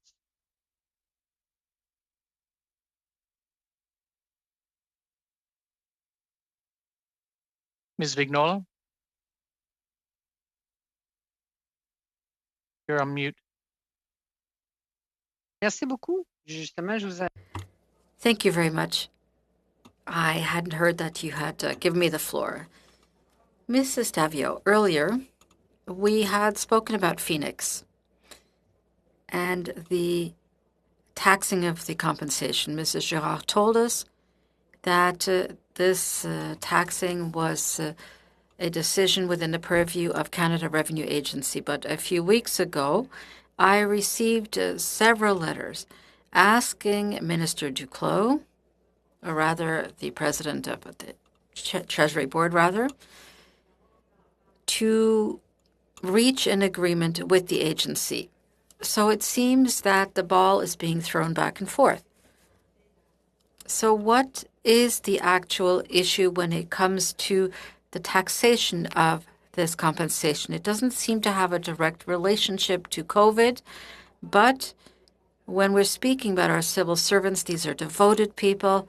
These are workers who have been able to quickly adapt and have given it their all, and despite everything, this compensation seems to send the message that it doesn't matter what they do, they will be penalized. So I'd like to hear your opinion about the situation between the Canada Revenue Agency and the Treasury Board Secretariat. I'll answer, but I think it would be better to hear from Chris Elward to hear his answer. The issue is we got into a legal settlement, and normally legal settlements are not taxable. And we appreciate the position of the Treasury Board that this is a decision that must be taken by Canada Revenue Agency since it's a decision based on income tax law. But we know that a lot of discussions have occurred between the two parties in coming to this decision. You know, from our perspective, at least the damages portions of these settlements should not have been taxable. And I really think, to do it justice, you may want to ask this question of Chris Elward of the PSAC, because they've been in the trenches fighting on this very issue. Thank you, if I may, Mr. Chair. Thank you for that, Debbie. Yeah, a great question. So last fall, the Public Service Alliance of Canada, we negotiated a settlement for damage, for pain, suffering, and that happened last fall. We got an opinion from CRA saying that they believe those monies were taxable because it was in the settlement of a grievance. There was a meeting on February the 3rd between the Canada Revenue Agency, PSAC, and Treasury Board. And it was agreed at that meeting that PSAC and Treasury Board would issue to CRA an agreed statement of facts. And I'm going to say that again, an agreed statement of facts, not opinions, not analysis, an agreed statement of facts. Treasury Board has failed to sign that agreement of facts. Sorry. We just received a letter from CRA 2 weeks ago, and CRA said, as we agreed, we would review our decision if we received an agreed statement of facts. And it went on to say, since that didn't happen, we will not review our opinion on this. So the ball, you're absolutely right. The Treasury Board has failed to agree to the statement of facts. And we're asking our members to write to Minister Duclos to say, sign the statement of facts. And as I said, they're statement of facts. They're not opinions. They're not analysis. It clarifies what's in the agreement. That's all it does. And Treasury Board is refusing to sign those agreed statement of facts. And that's what's at issue here.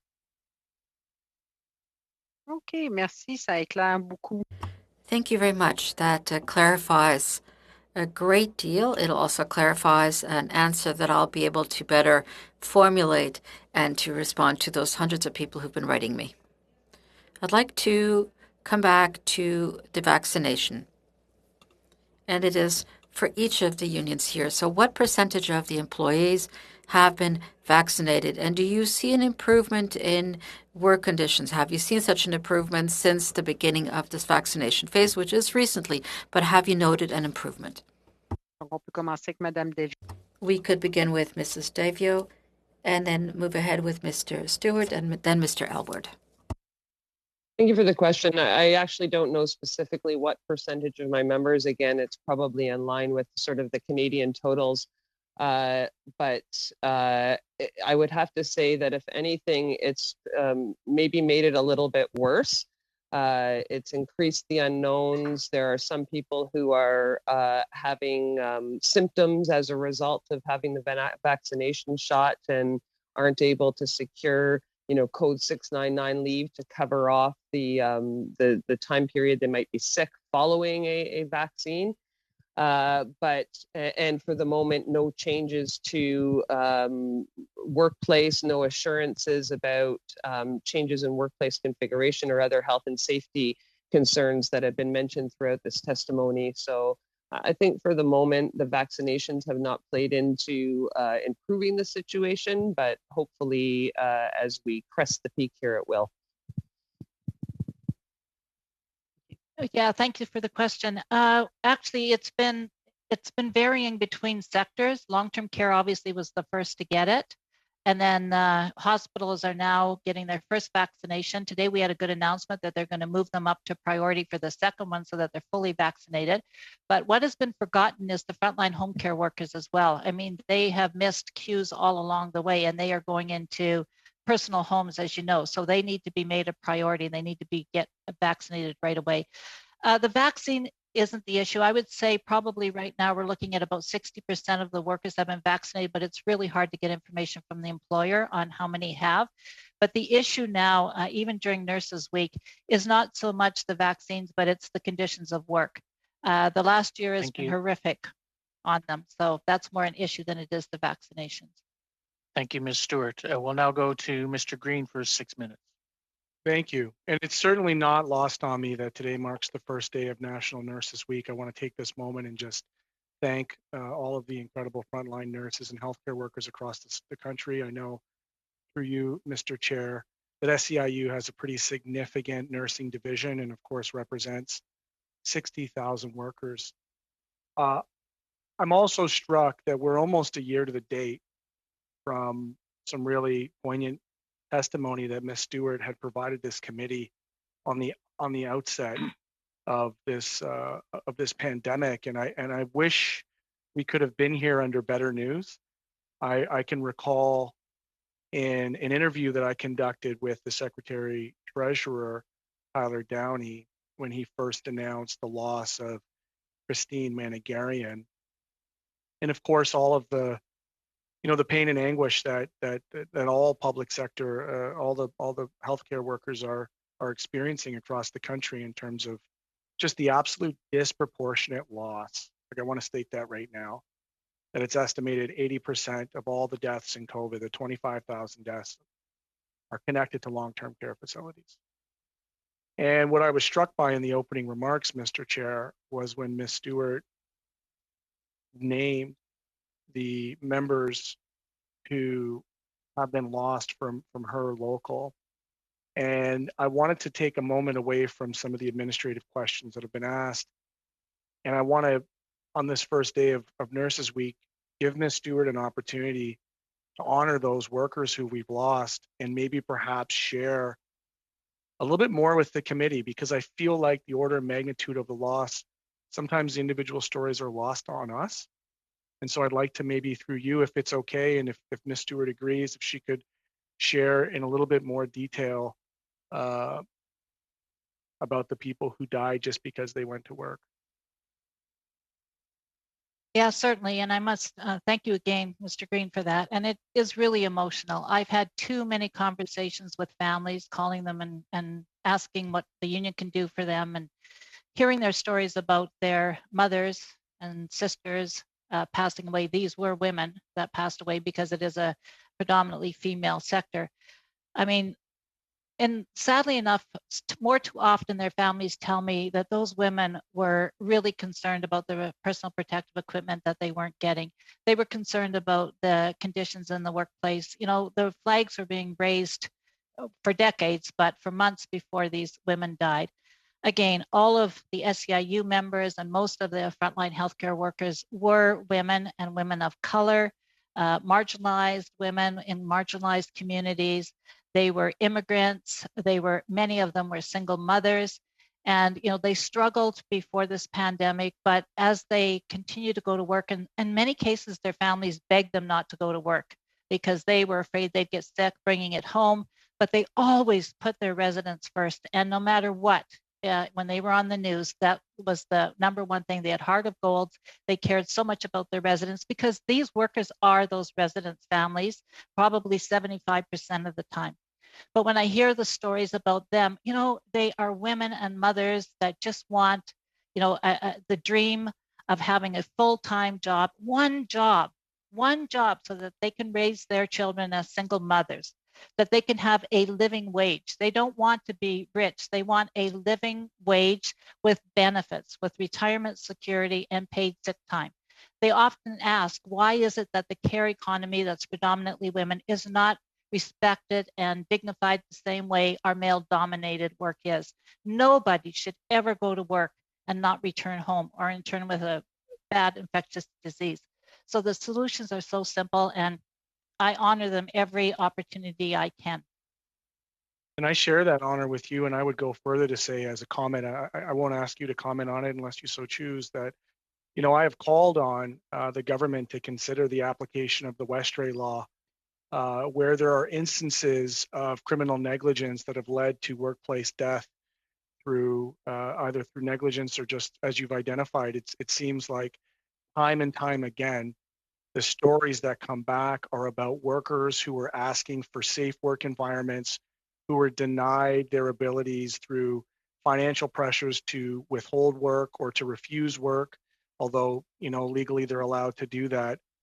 And I'll share with you, and I hope to have another round, but I'll share with you now that in bringing up the way in which the publicly traded for-profit sector has taken on wage subsidies and paid out in dividends rather than providing and doubling down on the living wage and on, you know, the fuller time, more secure employment, I think is going to go down as part of this national scandal. And I hope legislatively, as lawmakers, we can have within our frameworks accountability, again, through Westray.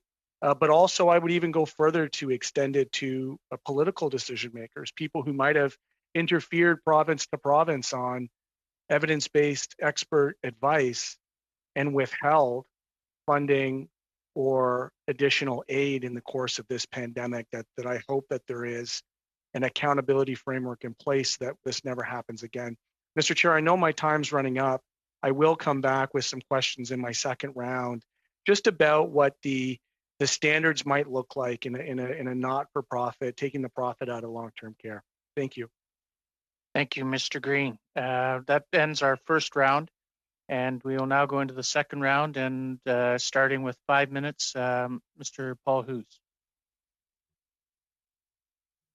Merci, Monsieur le Président. Thank you, Mr. Chair. Thank you to our witnesses for your attendance today, Mr. Chair.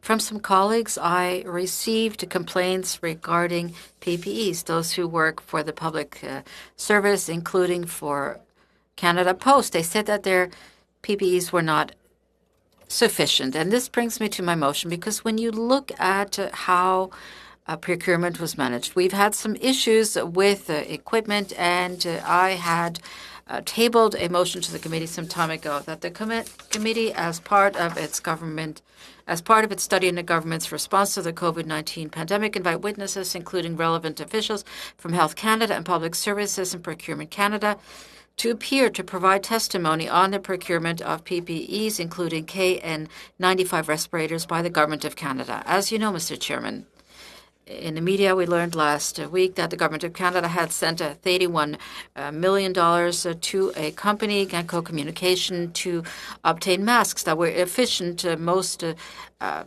were refused by Health Canada, and currently we're losing some $89 million for a contract. We don't even know what occurred. So it's important to shed light on this and to understand why the federal government has spent money without understanding what the quality of the product would be like. Thank you very much, Chair. Thank you, Mr. Paul Hughes. You've tabled your motion, and so I will call for debate. Mr. Drouin, and then I see Mr. Macaulay. Oui, merci beaucoup, Monsieur le Président. Thank you, Chair. As far as we're concerned, we don't have an issue with the motion as it is written. Perhaps it's more of a matter of procedure, because we know that some witnesses will not want to incriminate themselves before the committee. So I'm just putting this question to the clerk. What are our options given these circumstances in order to hear witnesses if ever they were to refuse to come? And that is all. Thank you, Mr. Duran. Mr. Clerk? Thank you, Mr. Chair. If I understood Mr. Drouin's question correctly, you're asking what provisions or what powers the committee has to have witnesses appear, or are you asking more about the effect that the federal government is currently in a legal battle with the company Tango Communications Marketing? I didn't quite catch your question. I beg your pardon. Well, yeah, I mean, we'll be inviting, Mr. Paulis's question, our motion invites Tango to come before us, but I know, I'm not their lawyer, I'm just presupposing that they may not want to appear before our committee. So given the fact that it's in a court, so I'm just wondering, in such circumstances, what are the options available to our committee? It is true that there is a sub judice convention that exists that usually says that the Parliament shouldn't deal directly with issues that are before the courts. However, there's quite a lot of leeway within that, in the sense that it is a convention. It's not a hard and fast rule.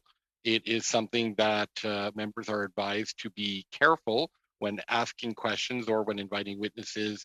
In the sense is not to have Parliament prejudice a process that's already going on before the courts, in order to maintain the integrity and the independence of both branches of government, the legislative and the judicial. That being said, there are ample examples of committees inviting witnesses that were involved in legal issues. It's really an invitation. It's incumbent upon the witness to decide whether they want to appear or not. I would advise the chair and all members that in dealing with the situation, when asking questions and the sub judice convention is relevant, that members should exercise significant caution when asking questions to ensure that they are not putting the parliamentary process in a situation where it may be having an inadvertent influence on the process that is going on the legal side. That being said, the committee is still within its powers under the standing orders. The committee, if a witness refused, could still issue a summons for them to appear. That being said, that is a last resort. Usually I would suggest that you invite the witness first. It's difficult for me to say what would happen at this point, as I'm not sure if the witnesses will be forthcoming and wish to appear before the committee. However, when I was considering this motion, I did advise the chair, as I would advise all members, that caution should be used by the committee members when pursuing this, to ensure that there isn't seen to be any sort of infringement on the court's rights. I hope that I've answered your question. Thank you.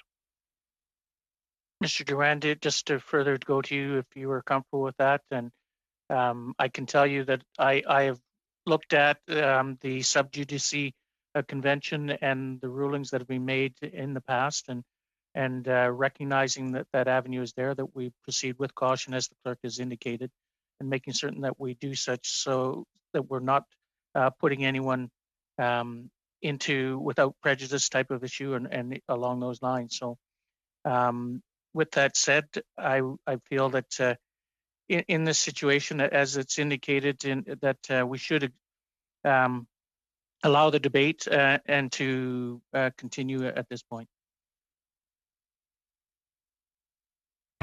Mr. McCauley. Yeah, thanks, Mr. Chair. My concern was more along lines of what Mr. Drouin had put forward. So it sounds like we're fine with the motion. We just have to be careful with questioning. If I hear if I may, Mr. Chair, if I may, Mr. Chair, on that point, there are essentially, to my mind, two separate issues here. The one is whether the motion can move forward.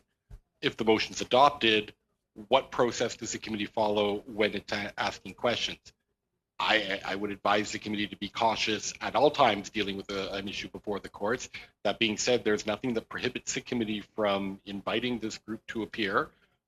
But again, we would say, and it's nothing that prohibits the chair from ruling one way or the other. Again, if the chair rules either admissible or inadmissible, any member could challenge that ruling. That being said, I would advise caution on the idea that the committee wants to make entirely sure that it is not does not appear to be trying to influence or prejudice the process happening currently before the courts. That being said, I think it's really up to the committee to decide how it feels appropriate to exercise that caution. Okay. No, I think that clarifies, and I thank Mr. Drouin for bringing it up. It's similar to what I was going to ask, but thanks, Mr. Clerk. Thank you. Any further debate? And I'm looking around the room and I'm not seeing any further debate. And so with that, I would ask that that if anyone is in disagreement with this motion, to indicate that at this point in time. And I'm looking, I do not see any disagreement, so it will be carried. Thank you, Mr. Paul Hoos. Now, with that said, Mr. Paul Hoos, we are at the end, basically at our time frame, and wanting to be respectful of our witnesses. The unfortunate part is to continue with the questioning would extend this well past our time frame. So with that said, I think it has been a long day, and I would basically like to say that I want to thank the witnesses for being with us today. I do appreciate it. Ms. Stewart, your comments are very well appreciated. And my wife is a nurse, and I can tell you she's been involved quite extensively over the past year and a half. And so I'm extremely aware of not only the tremendous work that our nurses are doing for all across this country, but also the huge mental health that's being impacted upon them in that avenue. And so I appreciate your comments along those lines. Ms. Davio, thank you for your presentation, Mr. Aylworth, and I would appreciate that as well. And thank you, everybody. And Ms. Watkins, I see you were here, but we appreciate you being here with us. And so with that said, thank you, everybody, for attending today, and I would declare the meeting adjourned. Mr. Chair.